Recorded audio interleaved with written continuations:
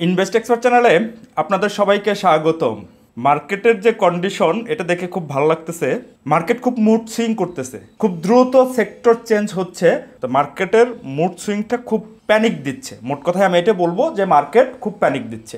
But সুখকর খবর হচ্ছে যে যদি আপনি প্রত্যেকটা জিনিস প্রপার ওয়েতে আইডেন্টিফাই করতে পারেন তাহলে আপনার জন্য এই বাজারে মানি মেক করা খুবই ইজি। তো আজকে আপনাদের সাথে বেশ বোল্ডলি একটা বিষয় নিয়ে আলাপ আলোচনা করব এবং সামনে কোন কোন সেক্টর বা কি কি স্টক আমরা নজরে রাখতে পারি বা আমাদের ওয়াচ লিস্টে রাখতে পারি সেই বিষয়গুলো নিয়ে আলাপ আলোচনা করব। বিশেষ করে ইন্স্যুরেন্স সেক্টর নিয়ে বেশ জোরালোভাবে আমার কাছে অনেকেই জানতে চেয়েছে, সেজন্য ইন্স্যুরেন্স সেক্টরটাকে আজকে প্রায়োরিটি বেশি দিব। তাছাড়াও আরও দুইটা স্টক ওয়াচ লিস্টে আছে আমার, সেই ওয়াচ লিস্ট নিয়েও আপনাদের সাথে আলাপ আলোচনা করব। তার আগে চলেন একটু দেখে আসি যে আজকে টপ গেইনারে কে ছিল।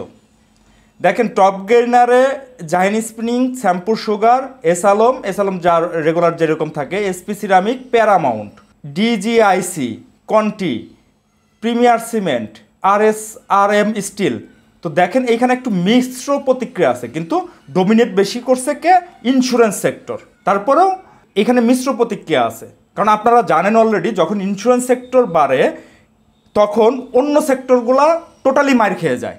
আমাদের বিগত হিস্ট্রিতে যেটা আমরা দেখেছি সেই অনুযায়ী। বাট এইবার মার্কেটটা একটু ভিন্ন ধরনের আচরণ করতেছে। তো এইটা মার্কেট কি আচরণ করে, কিভাবে আচরণ করে, সেইটা আপনাদেরকে একটু ফলো রাখতে হবে। বিগত দিনগুলোর একটু চার্টগুলো অ্যানালাইসিস করেন, বা আপনারা যারা আছেন অলরেডি, যখন ইন্স্যুরেন্স সেক্টরটা প্লে করে তখন অন্য একটা স্টকও প্লে করে না, কিন্তু এখন বর্তমানে যেটা হচ্ছে সেইটা সুখকর দিক হচ্ছে ইন্স্যুরেন্স সেক্টরের পাশাপাশি অন্যান্য স্টকগুলোও বেশ ভালো হল্ট হচ্ছে এবং ভালো করছে। তো এইটা বিবেচনা করে আপনাদের সামনে এগোতে হবে। শুধু যে ইন্স্যুরেন্স সেক্টরই এখন বাড়তেছে সেইটার দিকেই বেশি প্রায়োরিটি দিব, অন্য কিছুতে প্রায়োরিটি দিব না, বিষয়টা এমন না। যাই হোক, এই বিষয়গুলো নিয়ে, ইন্স্যুরেন্সের বিষয়টা নিয়ে আমি সামনে আলোচনা করব। তার আগে চলেন একটু চলে যাই ইন্ডেক্সের কি অবস্থা সেটা নিয়ে ছোট্ট একটু আলাপ আলোচনা করি আপনাদের সাথে। এই যে দেখেন ইন্ডেক্সের এইখানে একটা অর্ডার ব্লক ছিল, এইখানে একটা সাপোর্টও ছিল। আমি তখন বলেছিলাম লাস্ট ভিডিওতে যে এইখান থেকে ঘুরলেও ঘুরতে পারে। তো সেইখান থেকেই মোটামুটি ঘুরতেছে, একটু নিচে আসছিল। যে রেঞ্জ বলেছিলাম তার চেয়ে একটু, মানে এটা লিকুইডিটি নিয়েছে। যাই হোক, আপনারা লিকুইডিটি ওইভাবে বুঝবেন না, জাস্ট সাপোর্ট জোন আঁকিয়ে রেখেছিলাম, সেই সাপোর্ট জোনের একটু নিচ থেকে ঘুরে যাচ্ছে, এটা ভালো দিক। গ্রুপ বড় কারেকশন তেমন একটা হয় নাই, যতটুকু হওয়ার কথা ছিল তার চেয়ে একটু বেশি হয়ে দেন উপরের দিকে ওঠার চেষ্টা করতেছে। এখন উঠলে কত দূর পর্যন্ত উঠতে পারে আপনাদের তো এই জিজ্ঞাসা থাকে। তো এই যে দেখেন প্রাইমারি স্টেজে, প্রাইমারিভাবে কত, এই যে 5242 একটা রেজিস্ট্যান্স আছে অ্যাজ পার ইলুয়েট ওয়েভ অনুযায়ী, এবং এসএমসি অনুযায়ী এই যে একটা অর্ডার ব্লক আঁকায় রাখছে, এই যে একটা জোন আঁকায় রাখছে কত 5268 থেকে কত 5287, এই জোনটা নেক্সট ইনিশিয়াল রেজিস্ট্যান্স এইটা, এবং ইলিয়েট ওয়েভ অনুযায়ী এইখানে একটা রেজিস্ট্যান্স আছে। তবে আমার এটা মাইনর রেজিস্ট্যান্স, এটা তেমন একটা মেজর রেজিস্ট্যান্স না আমার কাছে যেটা মনে হচ্ছে। বাট এটাকেও আমি ইগনোর করতে পারি না। আগামী দিন এইটাতে বাধা পেয়ে কী ধরনের রিয়াকশন করে, অথবা বাধা আদৌ পাবে কি না সেইটা দেখার বিষয় আছে। যাই হোক, ইন্ডেক্সের গতিতে চলবে। আমরা তো আসলে ইন্ডেক্স কিনবো না, আমরা শেয়ার কিনবো। সো আমাদের শেয়ারের দিকে এখন, মানে পার্টিকুলার স্টকের দিকেই বেশি নজর দেওয়া উচিত। ইন্ডেক্স হয়তো একটু কারেকশন দিবে, বাট অন্যান্য যে স্টকগুলা বেশি কারেকশন হয়ে গেছে এবং একটা পর্যায়ে এসে স্টেবল হওয়ার চেষ্টা করতেছে, ভলিউম কমে গেছে, প্রাইস অ্যাকশনও বেশ ডাউন করে আসছে, সেই বিষয়গুলোর দিকে বা সেই স্টকগুলোর দিকেই আমাদের এখন বর্তমানে নজর দেওয়া উচিত। তো ইন্ডেক্সের আলোচনা এতটুকুই, এই একটা রেজিস্ট্যান্স, এই একটা রেজিস্ট্যান্স, যদি এটা ভাঙে তারপরে দেন এই যে এটা নিয়ে আলাপ আলোচনা করবে, এখানে আঁকিয়েও রেখেছি। তো এইটা এখন আপাতত যাচ্ছি না, ইনিশিয়ালটা আগে পার করুক, দেন সেইটা আমরা আলাপ আলোচনা করব। এবং ভলিউমটা মোটামুটি বেশ ভালো, এখানে ভলিউম কমে গিয়েছিল এবং ভলিউমটা বেশ ভালো আসতেছে, যেহেতু ইন্স্যুরেন্স সেক্টর বেশ সাপোর্ট দিচ্ছে সেহেতু, এবং অন্যান্য স্টকও মোটামুটি সাপোর্ট দিচ্ছে সেহেতু আমাদের এখন ভয়ের কিছু নাই, চিন্তার কোনো কিছু নাই। আপনারা চাইলে টুকটাক ট্রেড অপরচুনিটি এইখানে নিতে পারেন। এখন আপনাদের সাথে আলোচনা করব আপনাদের বহুল প্রত্যাশিত একটা সেক্টর নিয়ে। অনেকেই এই সেক্টরে আটকা আছেন, অনেকেই, এবং এই সেক্টর থেকে কিভাবে বের হবে, কত দিন লাগবে বের হতে, কোথা থেকে ঘুরতে পারে, সেই বিষয়াদি নিয়ে আমাকে অসংখ্যবার নক করা হয়েছে। আমি আপনাদেরকে এই জিনিসটা আজকে ক্লিয়ার করে দিব। এবং গত 2 দিন আগে আপনাদেরকে একটা পোস্টের মাধ্যমে, আমি ভিডিও দিতে পারি নাই, আমি এখন একটু ব্যস্ত আছি, আমি ভিডিও দিতে পারি নাই, যে কারণে একটা পোস্টের মাধ্যমে আপনাদেরকে জানানোর চেষ্টা করেছিলাম। যাই হোক, এখন বর্তমান কি কন্ডিশন সেইটা একটু বিবেচনা করি আমরা।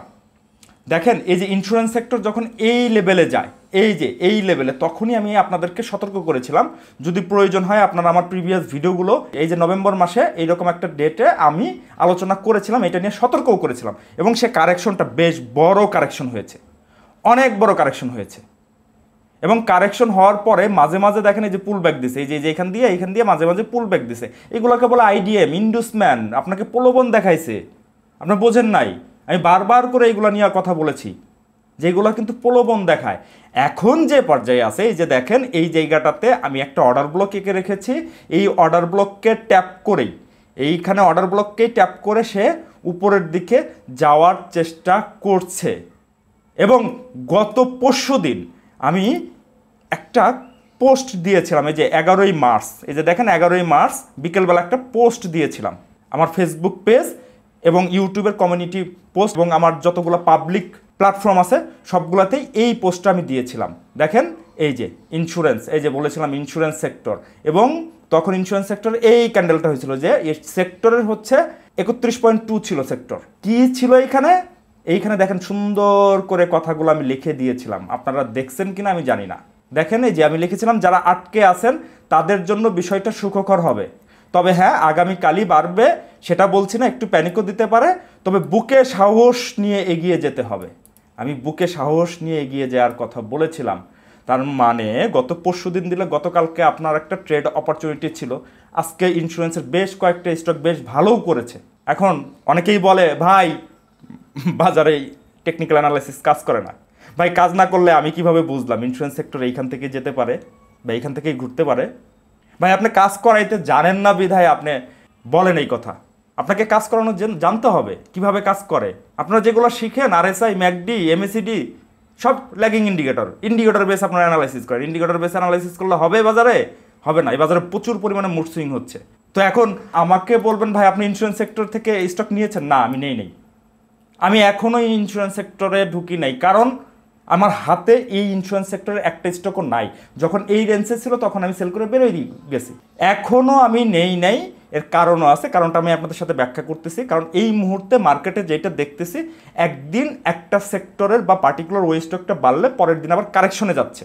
সো আমি অন্য সেক্টর নিয়ে বেশি আশাবাদী, ওই সেক্টর থেকে বেরোয় দেন ইন্স্যুরেন্স সেক্টর ট্রেড করার জন্য রেডি হব। বাট এই মুহূর্তে না। যে আজকে যারা কিনেছেন, কালকে দেখা গেল আপনাদের ম্যাচুইট না, পরশুদিন আপনাদের ম্যাচুইট, আজকে বাড়া দেখে যারা কিনেছেন, তো কালকে সকালবেলা একটু বাড়ায়া বিকেলবেলা যদি এটা কারেকশনে আসে তাহলে তো আপনি ম্যাচুইট ডেটেও পাবেন না। আপনাকে এই ক্যালকুলেশনটা মাথায় রাখতে হবে। যাই হোক, সেটা যেন না হয়, আপনারা যেন পয়সা পান বা আপনারা যেন প্রফিট পান, আমি সেইটাই আশা করি। কিন্তু মার্কেট কন্ডিশন অনুযায়ী এই কথাগুলো আমাকে বলতে হচ্ছে এখন। তো মার্কেট যেহেতু ওর টেকনিক বা ওর ট্রেন্ড চেঞ্জ করতেছে, ওর গতিবিধি চেঞ্জ করতেছে, তো আমাকেও ওইভাবে করে গতিবিধি মাথায় রেখেই আমাকেও আগাইতে হচ্ছে। তো ইন্স্যুরেন্স সেক্টর আমি ট্রেড করব, সেইটা আমার সুইটেবল প্রাইসে বা আমার বর্তমান টেকনিক অনুযায়ী যেভাবে আসে সেভাবেই আমি ট্রেড করব। আমি এটা নিয়েও খুবই আশাবাদী, ইন্স্যুরেন্স সেক্টর নিয়ে খুবই আশাবাদী। আমি এটা নেগেটিভ কথা বলতেছি না, বাট 2-1 দিন প্যানিক দিতে পারে। আমার হাতে যে স্টকগুলো আছে সেই স্টকগুলো থেকে যদি প্রফিট পাই তাহলে দেন যদি এইখানে সুইচ করি। কিন্তু এখন আমার হাতে সম্ভাবনাময় যে স্টকটা আছে ওই স্টকটা ছেড়ে দিয়ে ইন্স্যুরেন্স সেক্টর বাড়তেছে দেখে এইটার প্রতি আমি ঝাঁপিয়ে পড়লাম। এটা কালকে কারেকশনে যে আগামী দিন যে স্টকটা ছেড়ে দিয়েছে সেই স্টকটা যদি প্রফিটে যায় তখন তো আমার মাথায় হাত। তো দুই দিক দিয়েই তো আমার লস হবে। তখন ওই চিন্তা ভাবনা করে মার্কেটে যেটা হচ্ছে ওই চিন্তা ভাবনা করে এখনও আমি ইন্স্যুরেন্স সেক্টরে ঢুকি নাই, কারণ আমার ইন্স্যুরেন্স সেক্টর আগে পরে কখনো ধরা নাই, যে কারণে হচ্ছে আমি ইন্স্যুরেন্স সেক্টরে নেই। আমি ওই কথাটুকু বলেছিলাম, যারা আটকা আছেন যদি গতকালকে আপনারা অ্যাভারেজ করতে পারতেন তাহলে আজকে কিছু স্টক কিন্তু 5% 10% করে প্রফিট দিয়ে দিছে অলরেডি। আগামী দিন যদি আরও 5-10% দিয়ে দেয় তাহলে কিন্তু আপনার 20% রিকভারি বা 15% রিকভারি হয়ে যাবে। তো ওইটা রিকভারি প্রসেস ছিল। নতুন এন্ট্রির ক্ষেত্রে কোথায় এন্ট্রি নিতে হবে, কিভাবে এন্ট্রি নিতে হবে, যদি চান আপনারা পার্সোনালি আমার সাথে যোগাযোগ করতে পারেন। যারা আটকা ছিলেন তাদের জন্য আমি মেসেজ দিয়ে দিয়েছিলাম, আপনাদেরকে অলরেডি দেখাই দিয়েছি। ওইটা ছিল আপনাদের জন্য মেসেজ, যারা আটকা ছিলেন। নতুন এন্ট্রির ক্ষেত্রে আমিও এখনও চিন্তা করতেছি, বাট আমি আঁকায় রাখছি কোথায় কিভাবে এন্ট্রি নিব সেটা নিয়ে সামনে প্ল্যান করব। বাট এই মুহূর্তে আমি ইন্স্যুরেন্স সেক্টর আপাতত প্ল্যান করতেছি না, ও একটু স্টেবল হোক, আদৌ সে ঠিকঠাক আছে কি না, আমার সময়টা যেন নষ্ট না হয়, ওই জন্যই আমি এই মুহূর্তে ইন্স্যুরেন্স সেক্টরে যাচ্ছি না নতুন এন্ট্রির ক্ষেত্রে। কিন্তু যারা এক্সিস্টিং আটকা ছিলেন তাদেরকে অলরেডি আমি মেসেজ দিয়েছি, এবং আমার সাথে যারা ট্রেড করেন তাদেরকে আমি বলেছি ইন্স্যুরেন্স সেক্টরে একটা স্টকে বিক্রি করার দরকার নেই, প্রয়োজন হলে এখানে অ্যাভারেজ করেন, নতুন কোনো স্টক কেনার দরকার নেই, অন্য কোনো দিকে আপনারা ইন্স্যুরেন্সে অ্যাভারেজ করেন। তো অনেকেই করেছেন। যাই হোক, এখন ইন্স্যুরেন্স সেক্টর বাড়লে কত দূর পর্যন্ত বাড়তে পারে আর একটু দেখার বিষয় আছে, সেটা নিয়ে আমি আপনাদের সাথে নেক্সট ভিডিওতে আলাপ আলোচনা করব। এই ভিডিওতে এখনই আলাপ আলোচনা করতেছি না, এর একটা টেকনিক্যাল প্রবলেম আছে। সো ওই টেকনিক্যাল প্রবলেমের জন্যই আসলে আরেকটু কনফার্মেশন, নতুন এন্ট্রির ক্ষেত্রে আরেকটু কনফার্মেশন আমার প্রয়োজনীয়তা আছে, দেন আমি ওইখানে যেয়ে আপনাদের সাথে আলাপ আলোচনা করব। এখন বলবেন ভাই তাহলে ইন্স্যুরেন্স সেক্টর তো বাদ দিলেন, তাহলে আমরা কোন দিকে ফোকাস দিব? ভাই অলরেডি যে সেক্টরগুলো একটু নিচের দিকে চলে আসছে, একটা পিক দিয়ে নিচের দিকে আসতেছে বা নিচের দিকে চলে আসছে, সেটা কারেকশন হয়ে গেছে, সেই স্টকগুলোর দিকে একটু নজর দেন। অনেক স্টক আছে, টেক্সটাইলের স্টক আছে, তারপরে হচ্ছে লাইফ ইন্স্যুরেন্সের স্টক আছে, তারপরে হচ্ছে আপনার ইঞ্জিনিয়ারিং সেক্টরের অনেকগুলো এরকম অনেক অনেক স্টক আছে, যেগুলো মোটামুটি একটা গ্যাপ দিয়ে নিচের দিকে আসতেছে এবং এসে একটা স্টেবল পর্যায়ে হয়ে গেছে, সেই স্টকগুলোর দিকে একটু নজর দেন। আপনার পাইলেও এখান থেকে 10% 20% গ্যাপ পেতে পারেন, কিন্তু এই মুহূর্তে বাড়তি দামে যেহেতু একটু বেড়ে গেছে, 5-10% গ্যাপ দিয়ে ওই স্টকটা কারেকশন হচ্ছে বা 20% গ্যাপ দিয়ে কারেকশন হচ্ছে, ওই কারেকশনের জন্য আপনি একটু ওয়েট করেন ইন্স্যুরেন্স সেক্টরের। এতটুকুই বলে দিলাম, ওই কারেকশনটার জন্য একটু ওয়েট করেন, আপনি পাবেন। আমাদের সবচেয়ে বড় ভুল হয় কোথায় জানেন? আমাদের সাইকোলজিতে, যে এই বুঝি স্টকটা হল্ট হয়ে গেল, এই বুঝি আর এই স্টকটা আমি পাবো না। আমারও কিন্তু আজকে হাত চলকাইছে ইন্স্যুরেন্স কেনার জন্য, আমি কিন্তু সেটা করি নাই। অনেক হাত চুলকাইছে যে ইন্স্যুরেন্স বাড়তেছে, কিন্তু বারবার আমার প্রিভিয়াস ঘটনাগুলো আমার মনে পড়তেছিল যে এই ঘটনা হয়েছে আমাদের সাথে বাজারে। তো ইন্স্যুরেন্স সেক্টর যদিও বাড়লে টানা বাড়ে, বাট এই মুহূর্তে যেইটা মার্কেট স্ট্রাকচার আপনাদেরকে দেখাইলাম, ইন্স্যুরেন্সের সাথে সাথে অন্যান্য স্টকগুলোও বাড়তেছে। সো ইন্স্যুরেন্স টানা মনে হয় না বাড়বে, আর বাড়লে আপনাদের জন্য ভালো কথা, শুভকামনা আপনাদের জন্য। তো চলেন আপনাদেরকে সামনে ইন্স্যুরেন্স সেক্টর ব্যতীত আর কোন স্টকগুলোর দিকে আপনি নজর রাখতে পারেন, আমার ওয়াচ লিস্টে কোন কোন স্টকগুলো আছে, মাত্র 2টা স্টক নিয়ে, বেশি স্টক নিয়ে আলোচনা করব না, মাত্র 2টা স্টক নিয়ে আপনাদের সাথে আলোচনা করব। চাইলে আপনারা সেগুলো আপনাদের ওয়াচ লিস্টে রাখতে পারেন। আমার ওয়াচ লিস্টের প্রথম স্টকটা আছে মুজাফফর। এইখানে দেখেন কত দিন অ্যাকুমুলেশন হয়েছে, অনেক দিন কিন্তু অ্যাকুমুলেশন হয়েছে, এবং এইখান থেকে ছোট্ট একটা পিক দিছে, ছোট্ট একটা গ্যাপ দিছে। গ্যাপ দেওয়ার পরে এই যে কারেকশন হয়েছে দেখেন, এটা ইলিওয়েডের এ এবং এটা বি, এবং এইখানে দেখেন ভলিউমটা ড্রাই হয়েছে, এবং গত দিন এবং আজকে মোটামুটি একটা ভলিউম চলে এসেছে।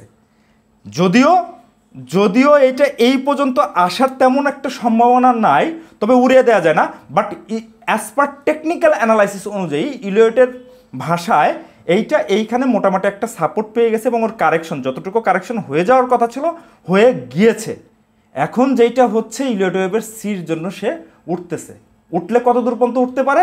এই যে সি কত, এই যে 17 টাকার ঘরে ফার্স্ট স্টেপে, এবং এখানে একটা অর্ডার ব্লক আছে এসএনসি, অ্যাজ পার এসএনসি অনুযায়ী এখানেও একটা অর্ডার ব্লক আছে, এবং সেকেন্ড টার্গেট কত হইতে পারে? এই যে দেখেন 19 টাকার ঘরে, 19 টাকার ঘরে এইখানেও একটা অর্ডার ব্লক আছে অ্যাজ পার এসএনসি অনুযায়ী। তার মানে আপনি ছোটোখাটো একটা ট্রেড অপরচুনিটি এইখান থেকে পেলেও পেতে পারেন এই মুজাফফর নিয়ে। তো আপনাদেরকে একটু বলবো যে মুজাফফর বাড়তেছিল, দেখেন এই যে এইখানে কত বড় পিক দিছে, অনেকেই এই জায়গাটাতে কিনে ধরা খেয়ে বসে আছে। দেখেন এখানে কিন্তু অনেক বড় ভলিউম হয়েছে এবং প্রাইস অ্যাকশনটাও খুব ভালো দিচ্ছে, এটা দেখে অনেকেই কিনেছে। বাট ইন্স্যুরেন্স যে এইরকম হবে না সেটা বলা দুষ্কর, এরকমই হচ্ছে আমাদের বাজারটাতে বর্তমানে, এরকম হচ্ছে একদিন বাড়লে পরের দিন সেটা কারেকশনে যাচ্ছে। তো আপনাকে ওই যে কারেকশনে আসতেছে, কারেকশন লেভেলে কিভাবে কিনবেন সেইটা ধরার চেষ্টা করেন। হ্যাঁ, মুজাফফর যদি আপনি এই ক্যান্ডেলে কিনতে পারতেন তাহলে আরও ভালো ছিল, 14 টাকা 20 পয়সার লেভেলে, এখন 14 টাকা 80 পয়সা। তারপর আহামরি বেশি হয় নাই প্রাইসটা, এখনও প্রাইস গ্যাপ অনেকটাই বাকি আছে। সো আপনারা চাইলে এইটার দিকে নজর দিতে পারেন, অথবা আপনাদের ওয়াচ লিস্টে রাখতে পারেন। এই যে দেখেন এইখান থেকে কিনলে 19%, এইখান থেকে কিনলে এই যে 30-36%, মোটামুটি খারাপ গ্যাপ না, ভালো গ্যাপ। সো আপনারা এইটা একটু ওয়াচ লিস্টে রাখতে পারেন, এটা আমার নিজের ওয়াচ লিস্টেও আছে। আমি আবারও ডিক্লারেশন দিয়ে বলছি, আমি বলছি দেখেই আপনি কিনবেন ভাই, ক্ষতিগ্রস্ত হইলে সেই বিষয়টা কিন্তু আমার না, আমি আমার অ্যানালাইসিস অনুযায়ী আপনাদের সামনে উপস্থাপন করি। লাভ হইলে আপনার, ক্ষতি হইলে আপনার। আমি আমার মতো করে আমার টেকনিক্যাল অ্যানালাইসিস অনুযায়ী আমার টেকনিক্যাল ভিউ থেকে আপনার সামনে আলোচনা করব। কিনবেন কি কিনবেন না একান্তই আপনাদের ব্যক্তিগত বিষয়, এটা আমার বিষয় না, এটা অন্য কারোর বিষয় না, আপনার শুধু আপনার বিষয়।